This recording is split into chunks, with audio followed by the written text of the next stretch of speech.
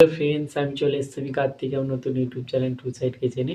আজকে একটা নতুন রেসিপি নিয়ে। আজকের রেসিপি হচ্ছে লাউ শাক দিয়ে মুসুর ডালের চচ্চড়ি রেসিপি।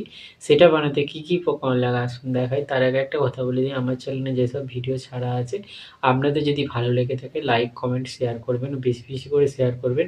আপনি যদি আমার চ্যানেলে নতুন হয়ে থাকেন প্লিজ সাবস্ক্রাইব করে দেবেন, নিচে বেল নোটিফিকেশানটা অলে করে দেবেন যাতে আমার ভিডিও আপনাদের কাছে আগে পৌঁছে যায়।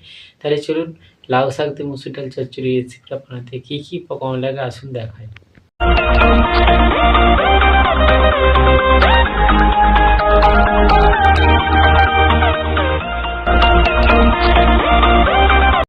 লাউ শাক দিয়ে মুসুর ডাল চচ্চড়ি রেসিপিটা বানাতে কী কী উপকরণ লাগে আসুন দেখিয়ে দেবো। তার আগে একটা কথা বলতে, ভিডিওটা প্রথম থেকে শেষ অবধি দেখানোর অনুরোধ রইল। তাহলে চলুন রেসিপিটা শুরু করি।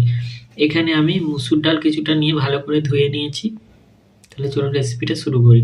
এবার ডালের মধ্যে দিয়ে দেবো রসুন কুচি, টমেটো কুচি, 4টে কাঁচা লঙ্কা কুচি, ধনে পাতা কুচি, পেঁয়াজ কুচিটা দিয়ে দেবো, নুন দিয়ে দেবো, হলুদ গুঁড়ো দিয়ে দেবো, লঙ্কার গুঁড়ো দিয়ে দেবো,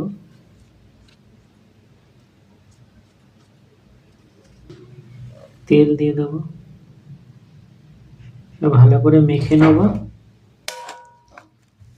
গ্যাসটা জ্বেলে কড়াইটা বসিয়ে দিয়েছি, কড়াইটা গরম হয়ে গেছে, কড়াই তেল দিয়ে দেবো। তেলটা গরম হয়ে গেছে, শাকটা দিয়ে দেবো। শাকটা দিয়ে দিয়েছি, ভেজে নেবো শাকটাকে একটু হালকা করে। এবার মেখে রাখা মুসুর ডালটা দিয়ে দেবো। মুসুর ডালটা দিয়ে দিয়েছি, ভালো করে শাকের সাথে ভেজে নেবো।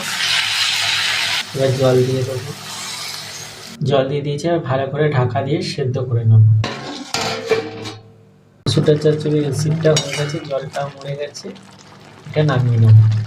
দেখুন আমার ডাল চচ্চড়ি রেসিপিটা হয়ে গেছে। এই রেসিপিটা যদি আপনাদের ভালো লেগে থাকে লাইক কমেন্ট শেয়ার করবেন, বেশি বেশি করে শেয়ার করবেন, আর প্লিজ সাবস্ক্রাইব করে দেবেন, আমাদের পাশে থাকবেন। চলুন তাহলে দেখা হচ্ছে নেক্সট ভিডিওতে। এরকম নিত্য নতুন ভিডিও পাওয়ার জন্য আমাদের চ্যানেলটাকে অবশ্যই সাবস্ক্রাইব করবেন, আমাদের পাশে থাকবেন। একবার লাউ শাক দিয়ে এইভাবে মুসুর ডাল চচ্চড়ি বানিয়ে খাবেন, অবশ্যই খুবই ভালো লাগবে। চলুন তাহলে দেখা হচ্ছে নেক্সট ভিডিওতে।